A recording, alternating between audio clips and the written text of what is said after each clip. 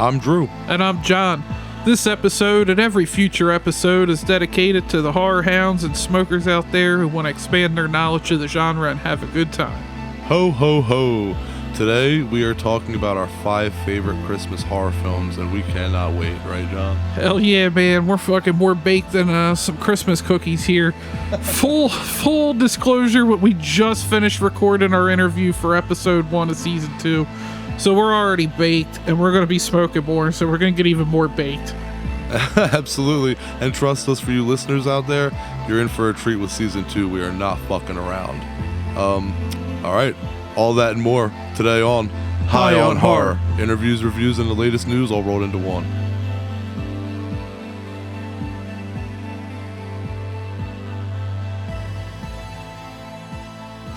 He said we're going to get more baked than Christmas cookies. What do you got for us over there, man? I still got a little bit of that Goji OG from the end of season 1 here, so I'm going to pack a bowl of that. Oh, hell yeah, man. That's awesome. I'm so down. I mean, it's the holidays. Might as well get, absolutely destroyed. Hopefully all of you listeners out there are enjoying yourselves and enjoying, the holiday season and are, getting nice and toasted. And I'm sure there's a lot of drinking going on. Just be safe out there. What are you up to this holiday, John? I don't know if it counts, but seeing the new Spider-Man movie for sure. I don't know if that counts as a holiday plan, but it's out around Christmas. More of like a Christmas present to yourself. Yeah. Every year we always go to my aunt's for Christmas Eve, so we'll do that. I'm not really that big on Christmas. I'll probably watch Die Hard a couple times. Probably 1 or 2 of these movies from our list today. Will probably be some other ones. And I also like to go back. I've mentioned them before, the Angry Video Game Nerd. I like to go back on YouTube and watch his old Christmas episodes. Oh, that's pretty cool. I just get real baked and just like turn off the lights, just have the ambience of the Christmas lights around and just watch some of his old shit. Yeah, that's the thing, right? I love the Christmas season is that like when you have like all the lights out in your house but the Christmas tree or like the other Christmas lights, it's like there's something really calming and peaceful about that. Yeah, but like the other thing is I don't want to fucking set up the Christmas tree, so but you want to enjoy I enjoy what other people did for me. Man, you lazy, man. Come on. I don't know. Even as a kid, like I enjoyed decorating the Christmas tree, but then I felt like I hit like 8 or 9. I'm like, this is a chore. We'll see. Like, growing up in my household, like there was nobody put like any effort in. My mom and sister would decorate the inside of the house, but that was it. And I don't know. I always wanted to be that like cheesy dad that like goes that extra mile. And so this year's actually my first year doing Christmas lights. As you've seen when you've come over, I put Christmas lights along the windows and all outside and kind of decorated outside. Got a couple inflatables and stuff like that. And I typically don't do that stuff, but my oldest is 4 years old now. And like I said, I want to be that cheesy dad. I want him to have a dad that like has that soft spot where he'll like go out of his way to just, do something, do that extra mile, go that extra mile. You want to be Ralphie's dad from A Christmas Story. No, that's the exact opposite. I want to be Clark Griswold. That's it. I'm probably way more relatable to Clark Griswold from Christmas Vacation than any other character because my life is just fucking one mishap after another and just trying to juggle the shit and make it work. So what are you doing for the holidays? Well, you got kids, so you got to do a lot more of that Christmas shit. Yeah, I'm basically living fucking 4 Christmases. That Vince Vaughn movie. That's a good movie. Yeah, my wife actually just watched it the other night. I saw it a few years ago, but yeah, it's on the 23rd. I have in-laws and grandparents coming down, and then on Christmas Eve, I'm going out to my parents' house and making a visit out there. And then on Saturday, Christmas Day, my wife and I are going to her father's house and we are going to have dinner there. So it's just really all over the place. That sounds exhausting. Yeah, that's the one thing about the holidays that kind of bothers me. Is I just want the thing about me is I'm a nerd and I'm a movie nerd and I'm a hermit. It's like I know that I got a bunch of movies for Christmas. I just want to open them shits and then fucking smoke and chill in the house and watch them. And it's like this is the one time I can't. Like I'm literally being pulled everywhere. So finding personal time for myself to sit down and relax. That's going to be the chore. That's going to be the true Christmas present to myself this weekend or this week. His silence. Yes. Oh my God. Yes. Yes. I don't know. I can somewhat relate to your wanting for silence at times. Dude, it's bad. Like, I'm a big reader, and I used to be like real uptight about reading the way that people are about writing. Like, I would be like, I need total silence. Like, I don't want to be in the same room with you if you're talking. I'd even wear earplugs. And I've just become so used to noise that I'm sitting there reading novels, just crushing pages with my kids just fucking like wrestling in front of me. Like, you'd think, it's like, I can't believe how used to the noise I've gotten. Like, it's almost sad, but at the Check same in time, every once in a while. yeah, exactly. I'm just like, but the silence is a rare thing. And I'm sure all the fathers and mothers out there listening, you all understand. It sucks when you got to wait till 4 a.m. just to get an hour of fucking silence to yourself.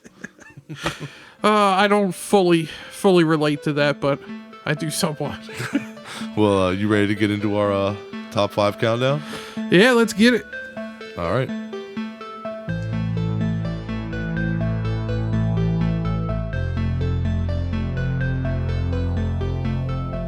All right, my number 5 is Christmas Evil from 1980, originally titled You Better Watch Out, and also known as Terror in Toyland. What'd you say? He said you better watch out. I said you better not pout. Well, that'd be a horrible name for a movie. Yeah, that would be. I wouldn't watch it. There's Christmas Evil's about a guy named Harry who saw his father as Santa getting dirty with his mom. Oh yeah. Harry. As a kid, he didn't put it together that his father was Santa. That it was his father in a Santa suit, and so he assumed it was the real Santa, and that fucked Harry's head up. And that causes him to think that he's Santa Claus. Why would it not? I mean, that's the next logical step if you think about it. Exactly, yeah. I'm glad you understand the logic. The kills are not to be overlooked. There's a Nutcracker toy where like the sword of the toy gets shoved into an eye in a nasty close-up. There's a lot of good shit in this movie, but mostly it's Brandon Margaret's performance as Harry and Santa. He is so convincing. You really believe that he believes he's Santa. And the film is it's sad and tragic as hell, but it also has that grindhouse feel that other Christmas horror films don't have, like Silent Night, Deadly Night. It really, it achieves that grit. It has that grit to it. And actually it wasn't filmed too far away from here. It was filmed in New Jersey, right? In Union City, New Brunswick. So that's pretty close to us. That's pretty cool. Yeah, it's funny you mentioned this one because I feel like this is one of those Christmas horror movies that got lumped in with the madness in the 80s of trying to cancel all of them because somebody had to think of the children being exposed to a killer Santa Claus. Yeah, absolutely. Yeah, and it's actually, I don't know, it's often overlooked, I think, because it tends to have a more sleazy look and feel than other Christmas horror films, but it's definitely not one that gets brought up nearly as much as like Silent Night, Deadly Night, which I love Silent Night, Deadly Night, who doesn't? But Christmas Evil just tends to get overlooked, and it's like, man, that actually has like a real story to it. That's like a true movie. Like, they actually tried to make a good movie with that one, and it seems like people just don't pay attention to it, or it just got overlooked. I think it's the sleaziness. I think it has that Last House on the Left look, and even though it's not nearly as hardcore, but I think that look turns people off. Yeah, I don't think it's quite as hardcore as Last House on the Left. And like, did you look at my list? You keep mentioning Silent Night, Deadly Night, and then taking shots at it. No, I love Silent Night, Deadly Night. I really do. It's just, that's an example of like how a movie like Christmas Evil that has I don't know. It's Christmas Evil. They're close, but movies like Silent Night, Deadly Night overshadow movies like Christmas Evil, and I feel that Christmas Evil had, I feel that it had the stronger story, but it's just overshadowed, I think, because of production quality. I think that's what it was. Silent Night, Deadly Night looks better, and that's why I think it got pushed. And that is exactly what I have as my number 5, Silent Night, Deadly Night from 1984. Little Billy witnesses his parents getting killed by Santa after he was warned by his senile grandpa that Santa punishes those who are naughty. Now, Billy's 18 and out of the orphanage, and he's just become Santa himself. And this movie actually is a very young Leanna Quigley. I believe she was like 16 when this came out. And with all the controversy it went around on that, she was asked in a 2015 interview about all the protests surrounding the film when it came out, and she said she had no idea. She said, "Oh my God, I was shocked when my manager called me in Mexico. She was there filming another movie." And I said, I are you kidding me? I mean, it was just like another horror film. She couldn't understand all the controversy around it. I guess it's just got to go with the whole, it's Santa being evil. I mean, but like, let's be honest, you probably shouldn't be letting your Santa believing kid watch Silent Night, Deadly Night. So, like, yeah, exactly. Why is your child watching an R-rated horror film about a killer Santa Claus? What about that makes you think that a child should watch that? Clearly, that movie was not meant for your child to watch. So, porn's not meant for your child to watch either. Does that mean that it shouldn't exist? I mean, how about just parenting your kids? It's that simple. Sorry, I don't mean to be controversial, but tired of things getting blamed on movies. Art's allowed to exist. There are age limits for things. That's why it's called being a parent and watching and what your kids watch and being a responsible parent. But I love Silent Night, Deadly Night. That kills are great. Yeah, that's naughty. That's the fucking grandfather. The in that grandfather's movie. great. Yeah, dude, he's just fucking chilling, man. He's just like that. Like every time I think of Christmas, he is like the face of Christmas to me. Like I see that old man, and I'm just like, he was just. I don't know, man. I would have freaked the fuck out too if I was little Billy. And I mean, he did tell Billy that Santa punishes naughty people. So right, it's that on top of he's gotta take up the mantle after his parents die, like Batman. Yeah, exactly. The voice of his grandfather and the trauma from his parents' death, and bam, his senile grandpa's is Alfred, his senile. I'll tell you what, though. I'll tell you who the true star of Silent Night, Deadly Night was. Young Billy's mullet. That's ridiculous. Yeah, and then of course, with all the controversy, Gene Siskel, like he liked to do in the 80s, him and Ebert, just any low budget horror, minus like Halloween or anything that was done, had with the Hollywood shine they hated. Gene Siskel read out loud the name of the companies that owned distributor TriStar Pictures on him and Roger Ebert's television show, and then said, "Shame on you." He also called out the writer, director, and producer and said, "You people have nothing to be proud of." And despite all that, it opened the same weekend as The Nightmare on Elm Street, and it briefly outgrossed it by $161,800 since the film was playing in more than twice as many theaters as Nightmare. But the gross fell about 45% by the second weekend, and even before the film ended up being pulled from theaters because of all the controversy.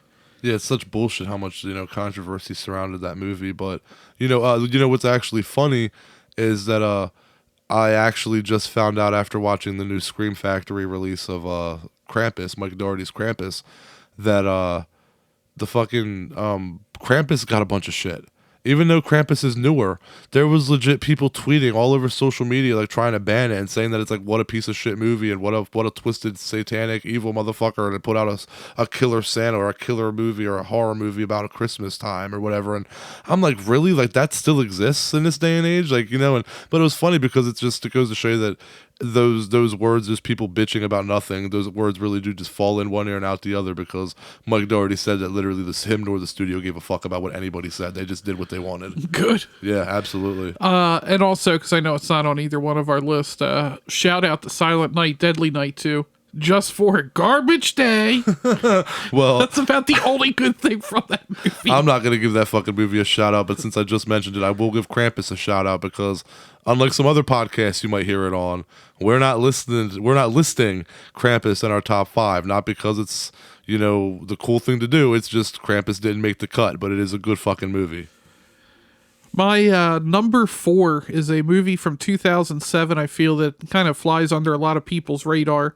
It's nothing groundbreaking. I mean, we've seen it before, but I think it's really well done. Is P2. Mm-hmm. It's basically, to sum it up, a businesswoman's pursued by a psychopath who's a security guard at the office she works at in the garage. And after being locked in the parking garage on Christmas Eve, he ends up stalking her, and Wes Bentley as Thomas does an amazing job. That dude he plays the weird role so good in that. And it's funny because I was looking at his IMDb picture and I was like, where else have I seen him? And then I realized he was Doyle in Interstellar as well. Yeah, and he was also in American Beauty. He was great in that as well. And he does have that, I think it's his eyebrows, but he definitely has that creeper look to him. Like, he definitely fits the part of like a stalker. Like, he has that look where no offense, you could tell something's off with him. So it worked perfect to play like a stalker, obsessed serial killer type of dude. Yeah, and actually, according to an interview he gave to the New York Times in 2010, was made during the middle of Wes Bentley's decade-long, apparently extremely serious addiction to cocaine and heroin. He said in the interview that he basically accepted any movie roles during that time so that he would have money to buy enough drugs. No shit. And, wow. Yeah, that's pretty rough. It's kind of like that's why I've heard that Nicolas Cage just keeps doing movies, but for the opposite reason. Yeah, he owed taxes or something, so he's doing it to avoid jail time or something like that. That's the rumor I've always heard. According to him, he says that he does all those movies because he has self-destructive tendencies, and that if he sits around with time, that's what the problems are. So apparently they had the opposite problem. I mean, I guess that's a fair enough reason. But you know what's cool about P2? I also, for those of you listening, by the way, that's the letter P and the number 2. It's that's what we're saying. It's P2. I know that can sound confusing because, like John said, it's overlooked. Don't want you to not know the title because you definitely should check it out if you haven't seen it. The thing that I like about this, John, is that the director Frank Calhoun and writer Alexander Aja, you know, who's done High Tension, Hills Have Eyes, that's the same fucking team that did Maniac with Elijah Wood, the remake, and that was fucking amazing. So if that isn't reason enough to make you watch P2, I don't know what is. And yeah, that's the big names. And yeah, P2, I figured you would find this funny. In Spanish, phonetically, the title P2 sounds exactly like PDOS. That means farts. You're right, I laughed. So the Spanish distributors opted to give it a more generic title called Parking 2. Oh shit, that's pretty good. I saw that. I thought that was pretty interesting. I thought you'd get a laugh out of that. Me of all people, I don't know why. Yeah, but I mean, it's a cat and mouse game. It takes place on Christmas Eve. It's nothing groundbreaking, but it's just very tension filled the whole time. And it's a lot of fun. Dude, the car with the guy in the chair. That's my favorite scene. Was so brutal. That and the other scene that makes me cringe is when she's crawling and her fingernail just pulls back. And the dog scene's pretty rough too. Yeah, the dog's pretty bad too, but it just kind of flew under a lot of people's radar. I remember seeing trailers for it. And I think I might have seen it in theaters. I made the joke that because it came out the same time, like shortly after Paul Blart and what was the one with Seth Rogen? Observer Report. Yeah. I was calling it like Dark Paul Blart. That's pretty funny. And I have to throw this out there because you know I love the movie. But 2 actresses, Miranda Edwards and Bathsheba Garnett, they were both also in Mean Girls. Both total babes too. Let's be honest. Yeah, I don't think you've seen the same pictures I've seen. Okay, maybe not. We'll save that for after the episode. I'm not going to disrespect anybody. Kind of fucked me up with that. Oh man, you got problems. All right. Anyway, okay. Moving on. My number 4, Deadly Games, the hardcore French Home Alone before there was Home Alone. It came out in 1989. And it's about a Santa who invades the house of a boy who's ready to put up a motherfucking fight. With no parents around, little Thomas has to fight and protect himself and his old feeble grandfather from a psycho Santa. It's a solid movie with twists and suspense, and it's a lot of fun, and it has a fucking dark ending. Highly recommended. It also goes by the names of 3615 Code Pierre Noel. What? Yes, that was its original title because it's French. The 3615 was like sounds like somebody like shouting out like an area code in a rap song, but with one extra number. Yeah, it's basically like an area code for like, you know, I guess in France or whatever. I don't know, but it's Frenchies. It's also known as Deadly Games. Obviously, Dial Code Santa Claus. Yo, that sounds badass. Yeah, right? Game Over and Hide and Freak. But that's Hide and Freak. That sounds like more, a porno. Yeah, that sounds more like a freaky movie than I definitely wouldn't have called the movie Hide and Freak. It doesn't fit. You actually got me to watch this movie. I hadn't heard of it before. And then Joe Bob, I think last year. Yeah, it was last year. Yeah, Yep. last year for the Christmas episode. Yeah, once again, a movie with a great grandpa in it. Right. I don't think we ever talked about it. What did you think of this? You liked it, right? Like the Santa was a motherfucker, wasn't he? When he kills his dog. It's basically This kid goes John Wick. John Thick. But yeah, that's a really creepy Santa because it's like he wants to. It's almost like he wants to like be friends with children. It's like he's really fucking creepy. He's also like really deadly. Most and adults that dangerous. want to be friends with children are usually creepy. Yeah, but I mean, most of them don't dress up as Santa Claus and do home invasions, you know. But you never know. I don't know. A couple of movies we've been talking about. But yeah, it's really good and highly recommended. I'm not sure if it's still streaming on Shudder. I didn't do my homework, but I don't really need to because I own it. I just know that I own the Vinegar Syndrome Blu-ray and they fucking knocked it out of the park. It's in 4K. So go grab that off vinegarsyndrome.com. They fucking nailed it. All right, my number 3 is one, John, that I don't even think you've seen. A Christmas Horror Story from 2015. Yeah, I'm not familiar with that one. Well, this movie was in production before Mike Dougherty's Krampus movie. Krampus came out first, but it wasn't the first film in production. Christmas Horror Story just came out later, but it was actually made first. So everybody, who saw the film at the time that Krampus had come out was kind of judging it like, oh, it's that Walmart Krampus ripoff. And like it really wasn't, and it's not even close to that. It's such a good movie. It's a low budget film with high production quality and value, and it's one of the best anthology films in recent years, and it's funny because Walmart's so politically correct that even though the film's titled A Christmas Horror Story, the movie, when you bought it, actually comes with a slipcover. I'll show it to you. The slipcover on it is really nice. It's embossed with like Santa fighting Krampus on it, but it's actually titled A Holiday Horror Story. Walmart retitled it to sell it because they didn't want Christmas in the title. Even though it got Santa in it, though. Yeah, it's just so stupid. But yeah, it's yeah, I got to check that out. Dude, it's got a twist ending. William Shatner's in it, and he's hilarious. He plays a talk show host who kind of like narrates. He's kind of like, think of Adrian Barbeau in The Fog. He's kind of that guy, okay? And it's got Krampus fighting Santa in a death match, Santa fighting zombie elves, a changeling, a ghost story, and more. I mean, it's a fucking Christmas horror anthology with all sorts of genres in there. Definitely check it out. Everybody listening, John, definitely.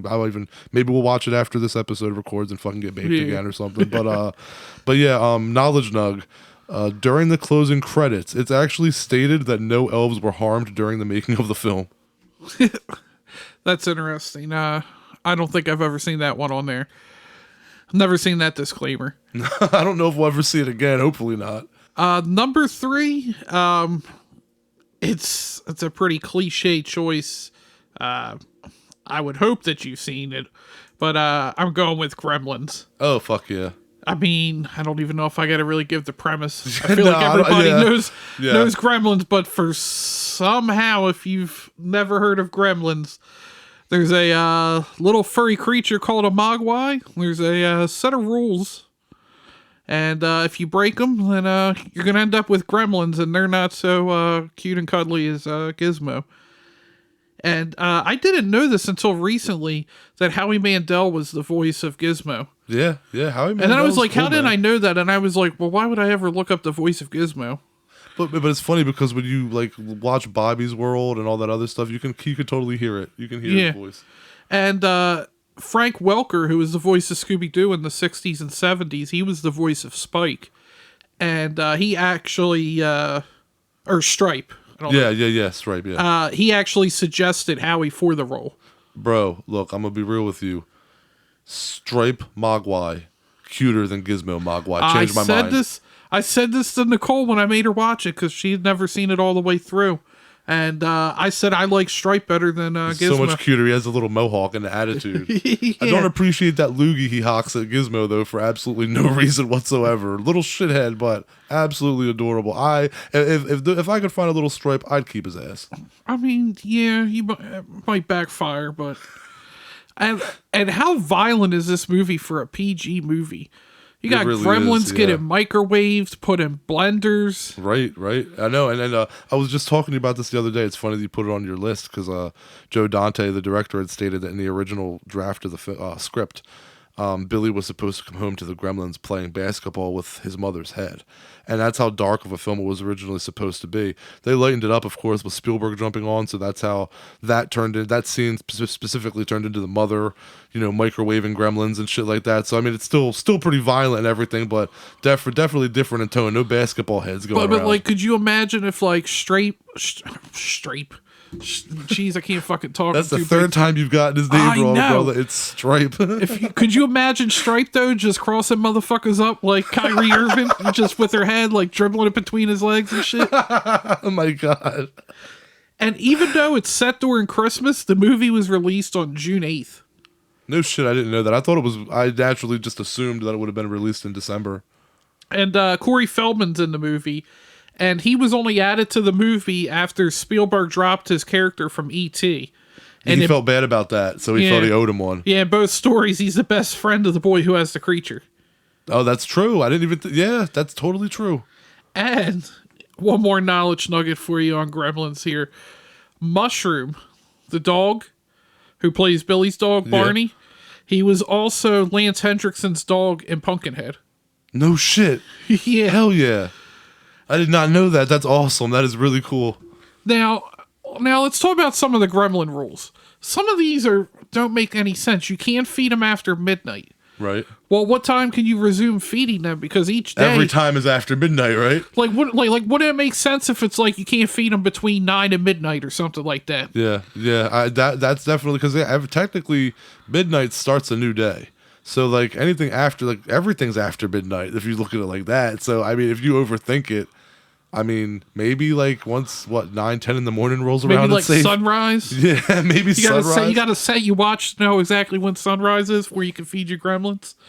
And like, let's be honest, like, what pet at some point doesn't get into your food? Dude, I was gonna say, if we had Mogwais, we're fucked. They're gonna have the munchies from secondhand smoke. Right? They're gonna be eating all fucking day.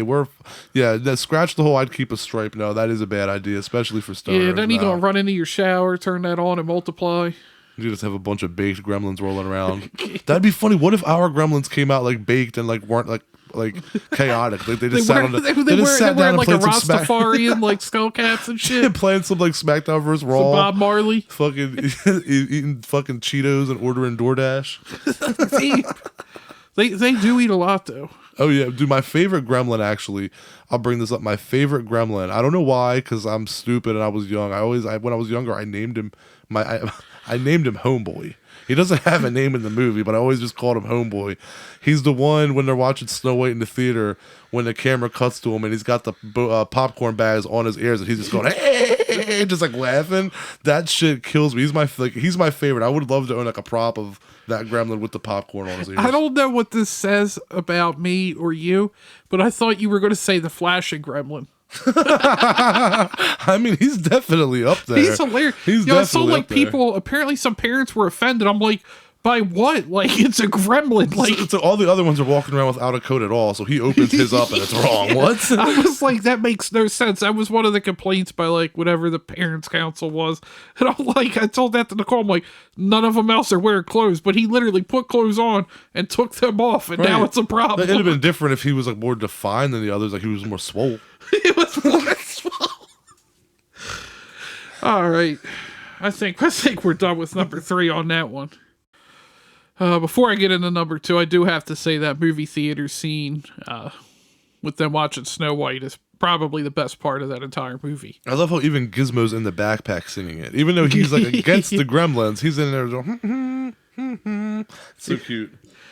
All right, number 2. I think this one's going to surprise you, and I didn't really think of it, and then it came to me here. A 2007 French film, Inside. Oh, yeah. Yeah, it is definitely... It's not on my list, but it is definitely one that I've considered. I almost put it at number 1. Yeah, it's good. It's just it's the lack of mention of Christmas, and it makes people forget that it's actually a Christmas movie. But it is 100% a Christmas movie. It takes place Christmas Eve night, going into Christmas. Yeah, 4 months after the death of her husband, a woman on the brink of motherhood is tormented in her home by a strange woman who wants her unborn baby. That movie is gory and disturbing as fuck. I remember that was one of those ones when I made you watch it, and after it ended, like we just kind of sat there and I looked at you and you didn't say nothing, and I was like, oh God, what's he thinking? Is he like, why did this dude make me fucking watch this or what? And then you were like, yeah, that was a pretty good fucking slasher movie. Yeah, and like home invasion slasher movie, yeah. And I mean, La Femme has reasons, but she also just doesn't have reasons. I mean, her reasoning is she has a reason, but it's just. But she's also fucking crazy, so she goes too far with it. Yeah, she's wrong. She's definitely wrong. Yeah, like when she asks her why me, and she says, "I want one." Yeah, right. I mean, I get that you lost your kid, but where in the book of I lost my kid, but you're pregnant, so I get to break into your house and try to cut your baby out of your belly with scissors while you sleep. Where is that a rule that's okay? You know what I mean? Like, so yeah, definitely some mental issues going on. But dude, the worst part for me in that film, I mean, I say not the worst part in like the bad way. I mean, the worst part is in the most hardest part for me to watch is at the end of that film when God, the last 20 minutes of that movie is just pure dread. And when it's the cop, when the cop comes back to like, not comes back to life because he doesn't die, but he gets shot in the head and he's presumed dead. And then he comes back to life and he's like blind from being shot in the head. And he's also like not with it because he's got a bullet in his brain. He's kind of like loopy and he thinks that he's fighting, you know, like the bitch that broke in, you know, and he's like actually hitting the pregnant woman, and he's like hitting her in the stomach with his billy club, and you just see like all this like blood and juice just like fall out of her like vagina all over the floor at her feet and everything. And then, you know, the woman comes in with a weapon, with this huge spear, and stabs him in the armpit. I'm like, my God, it is just so violent, and it's just relentless, man. Just, you don't see, name me one other movie where you see a pregnant woman go through that much fucking violence. And still die in the end. And still die in the end from a cesarean on the stairs with a pair of scissors. Dude, man, I've only seen it a couple times, but it's like a Serbian film, and other ones like that shit. It's better because it's not as disgusting, but But it is. I'm sure some people argue, but it's just as brutal. Absolutely. And especially if you don't take the content or of a Serbian film out of context, it's definitely more brutal. And like I remember when you had me watch it. God, I forget how long it's been, but I was like, she was like trying to use the phone. I'd be like, nah. Nope. Bye. Sorry. I said, then you end that movie real quick. Exactly. And yeah, I just I do have to say that Inside does get my number one. That is my number one French horror film of all time, because I was into French horror films. You know, like I like all. You've got me to watch all my French horror films, and I've told you numerous times, like they don't have as much of a reputation, but like they don't fuck around. High tension, the fucking murdering kids, martyrs, like it gets real. You know what I mean? It's like, you know, and Inside takes the cake for me there, because it's a slasher film, but it is just so realistic. The effects in that movie, everything about it, and it is just bad news like from the start of the film. It just does not get any fucking better. And when you're asking yourself, if it's the first time you're watching it and you're saying, hey, how much worse can this get? Make sure you're watching the unrated version, because trust us, it gets fucking worse. Yeah, the movie was actually shot in chronological order. Oh, nice. No, you know, actually, I actually saw somebody complain online saying that the effects in this movie were terrible and that it was cheaply made. That blew my mind. Like, that has to be a troll comment. I would imagine, or somebody just wants to save for attention, but. Yeah, some hardcore horror fan out there swinging his dick, trying to, you know, act like his opinion's law, you know, trying to say that good effects aren't good. But yeah, I don't know how you can watch Inside and say those effects aren't fucking good. Even the pregnant belly, it looks like a real pregnant stomach. I've had 2 kids now in like 4 years, so I know. I'm an expert. That shit, that looks like a real pregnant stomach, and it's not. And also, the only other little knowledge nugget I had here was in the scene where the three policemen check on Sarah, you can see the house number is 666. Oh yeah, they're very cool. Very cool. What you got for number 2? All right, yeah. So my number 2 is Santa's Sleigh. Yeah, geez, Bill fucking Goldberg. Yes, absolutely, man. Look, I remember the first time I saw this movie, I was cheering at the screen for him to fucking spear the dude through the deli counter, and he does. He So legit, ridiculous. he legit spears a guy through a deli counter, and then grabs a fucking bowl of potato salad and eats the shit and walks out. I mean, the thing that gets me about this movie, though, bro, is that it actually manages to be a good horror film despite being silly. Like it's lighthearted with an edge. It's almost like Psycho Gorman. You know, it's fun for everyone. It's become one that I look forward to every year. Like I truly enjoy it. Like when I see it coming up to watch, I'm like, oh my fucking god, yes. You know, it's a You fucking posted fun it on time. our Instagram the other day, and I just shook my head. Yeah, and Bill Goldberg plays evil Santa. And the story is that, like, 1,000 years ago, an angel defeated Santa in a curling match. It's so ridiculous. Right, and so because Santa lost to the angel, he had to be good for 1,000 years and deliver presents. Well, now that 1,000 years is up, and Santa is free to be evil again, and it's pure fucking gold. My favorite line in the movie, dude. It's one of those ones where, you know how, like, when you have a favorite movie, even when you know a line's coming, you'll still laugh, even in anticipation of it. I do that all the time with Big Lebowski. In this movie, Goldberg is driving a Zamboni, and the boy and the girl that he's after, they shine a flashlight in his face to, like, I guess blind him, and he stops and he just goes, "I'm Santa Claus, not fucking Dracula," and that shit fucking kills me every time. Knowledge nug here. There's the body count in Santa's Sleigh is 41. No Really? joke. Yeah, Really? no It's joke. that high? Yeah, that's funny. There's a strip club in the movie, and the strippers' names, dude, that they come yeah. up with in that movie. The one babe's name is Dixie Wrecked. And I'm like, that is amazing. I've never heard it before or since. The writing in that movie is very clever. Yeah, here's another knowledge nug.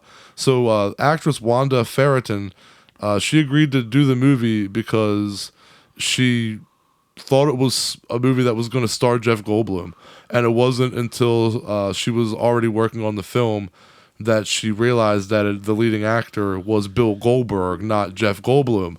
And then, ironically enough, they ended up getting married after meeting on the set. My question is, why would this woman, in a million years, ever think that Jeff Goldblum would be attached to this project?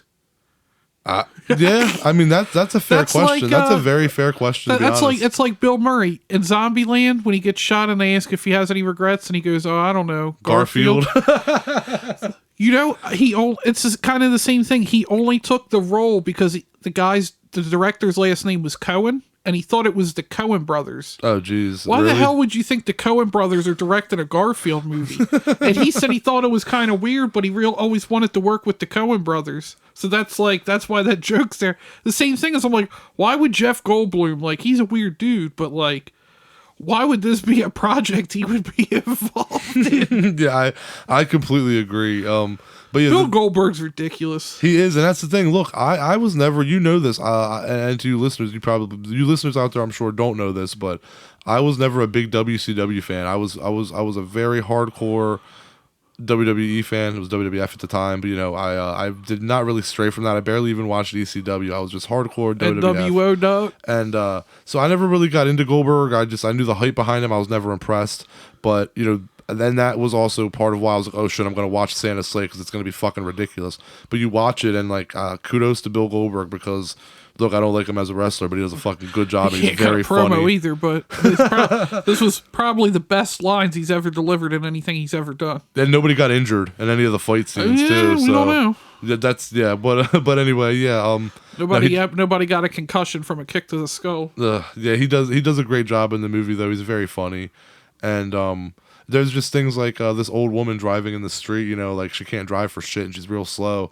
And Santa pulls up on his sleigh with his reindeer, and she's blocking the way, and he's just like, "Move, bitch!" You know, like it's really funny, man. It's a really good time.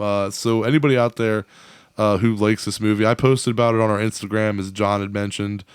If you like Santa's Sleigh as well, go find that post and drop a comment. I love talking about that movie, and I know I'm not the only one who watches it because so many of you commented and liked it. That just brought a smile to my face. I thought I was fans, alone. so we like terrible movies anyway. Yeah, true. Exactly. Sometimes terrible movies are what makes them good.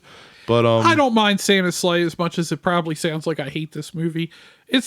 I wouldn't put it in my top 5, but it's not bad. It's enjoyable enough. It's just pure fun for me, and that's why, like, if I were being academic about it, it would be further back. But in regards to, like, when I see a movie, I legit am like, yes, like, I want to watch that because it's fun. This is why it's 5 favorite, not 5 best. Exactly. All right, so look, we're gonna get down now to our number 1. John and I actually share our number 1, so let's get into it. All right, John and I's number 1 Christmas horror film of all time. This is actually our number 1 favorite and our academic favorite. This would be number 1 whether or not it was our favorite or not. It was favorite list or not, I mean. Bob Clark's Black Christmas from 1974. Hell yeah. Yeah, just what a masterful film. And I just love this movie to pieces, man. Yeah, it's awesome. Margaret Kidder is probably steals the show in it, even though she's not supposed to be the main actress. She plays such a bitch, but you love her. You right? know what I mean? She's my favorite of like the sorority girls. Absolutely, same. Yeah, she's the one that of all of them, if I went to that house, I'd be like, yeah, I'm probably chilling with her. I'm not necessarily trying to like. She's smoking weed. I'm not trying to say like I'd make the moves on her. I'm saying like she'd be my crowd. I'd be drinking with her, cracking jokes, going on all the other people in the house, smoking weed. She's cool, man. Yeah. Yeah, Olivia Hussey as Jess. Jess was so annoying. I agree. Yeah, I would agree with that for sure. I just the thing about it though is that I think the cast, they all did a really good job. I like all of the girls in their own way. That also happened in the 2006 remake. You always have to make some of the characters more annoying than the others because you got to make the dynamic, But even the ones you don't like, it's not like you don't like them because they're terrible acted. It's just that's a character. They were well written. And John Saxton in it playing a cop, Lieutenant Ken Fuller. John fucking Saxton, rest in peace, man. What a fucking legend. How about I'm trying to think of what cop it was where they kept having him write down stuff. Yeah, we talked about that. I forget what episode it was, but I told you that was like my favorite scene in Black Christmas was the fellatio scene when the 2 cops are just fucking laughing their asses off and the other cop does not understand what's going on. Yeah, that scene's great. Yeah, and upon initial release in the U.S., the film was titled Silent Night, Evil Night because American distributor feared that the title Black Christmas might get the film to be mistaken for a blaxploitation flick. However, the film didn't do well under the new title, so it was changed back to the original Black Christmas title, and then it had more, obviously, success.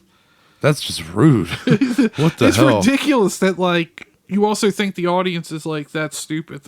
Yeah, right, I know. Well, something else, though, that's really cool is that on the 40th anniversary Blu-ray of Black Christmas, Billy himself, Nick Mancuso, reprised the role as Billy for an audio commentary in character as Billy. How fucking cool is that? Yeah, I read about that.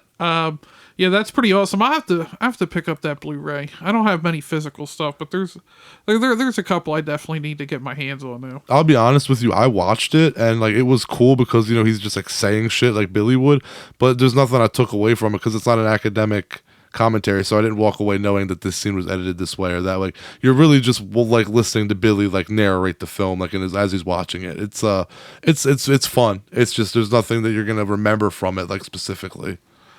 And this film was initially thought to be the first slasher film ever to put the audience in the killer's POV. But Peeping Tom in 1960 was the first. I also don't know why they would say that, because, I mean, you had Psycho as well before then, and that was a well-known movie. I know, right? Yeah, so yeah, that's definitely true. Yeah, the Psycho was a POV shot. And the shower scene anyway, yeah. But the convention, I think everybody knows, was mostly popularized by Halloween. Yeah, well, I think Black Christmas didn't break through the mold with it. Halloween did, so Halloween became the movie that was known for it. Yeah, yeah. That one was a killer sneaking in. Michael's going into his own house.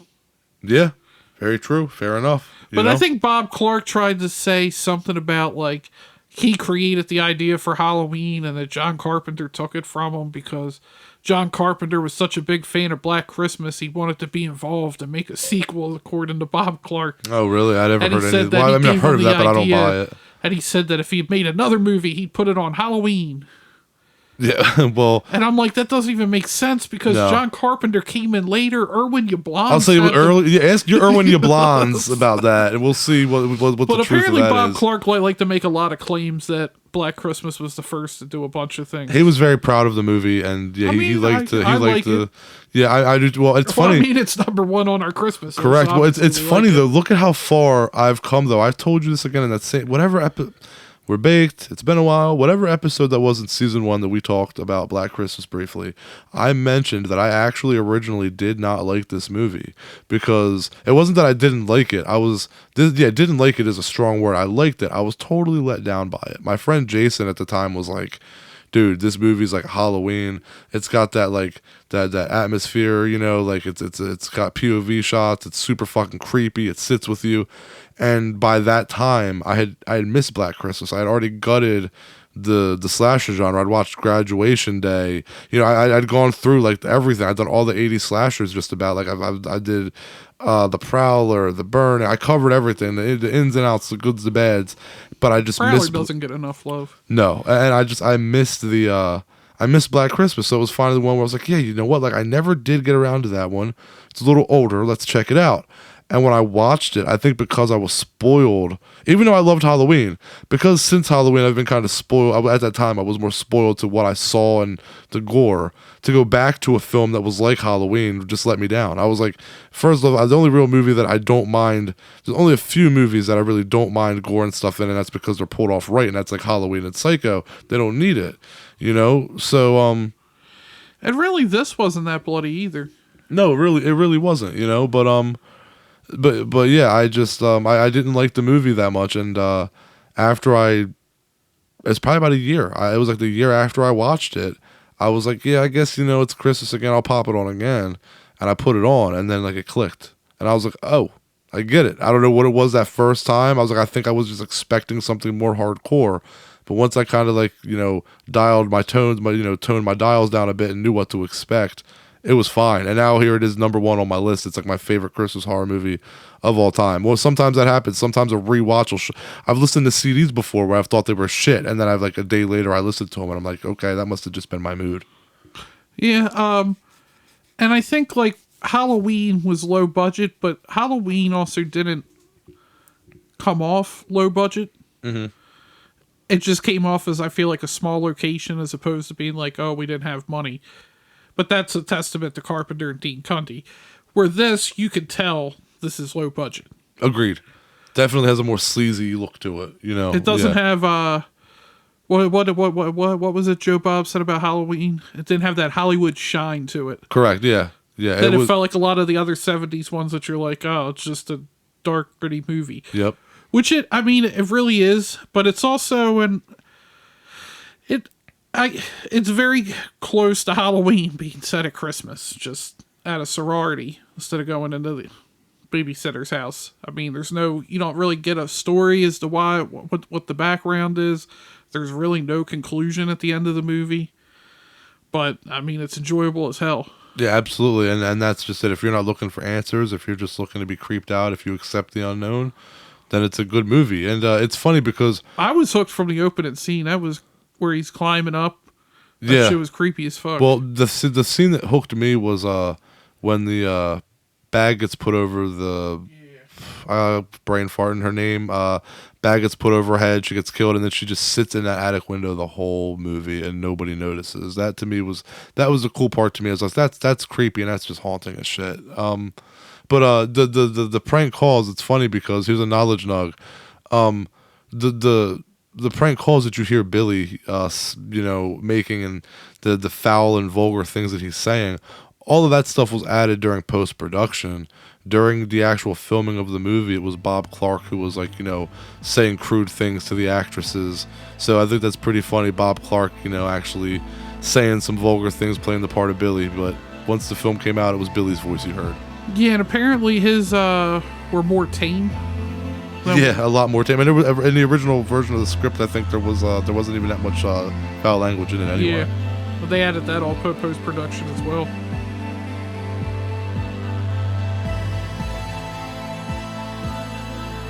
Thanks to all the horror hounds and smokers out there. Thank you for listening to us rant about our favorite Christmas movies. And whatever holiday you're celebrating this season, we hope you have a great time. Hopefully Santa will bring you a new bong for Christmas. Maybe you got a new bowl for Hanukkah. Whatever. Take a hit for us. Yeah, take a hit for us. And season 2 is going to be coming to you January 10th. And make sure to follow us on Instagram, Facebook, Twitter, and TikTok at High on Horror 420. And on January 1st, we will announce our first guest for season 2. And you can always email us at highonhorror420@gmail.com. Check out our website, highonhorror.com, and sign up for our newsletter while you're there. And you can get our guest announcements and newest episodes delivered directly into your inbox. And Josh, thank you for editing this episode again as well. And I think that'll about wrap her up. Happy fucking holidays. Happy fucking holidays. Bye, guys.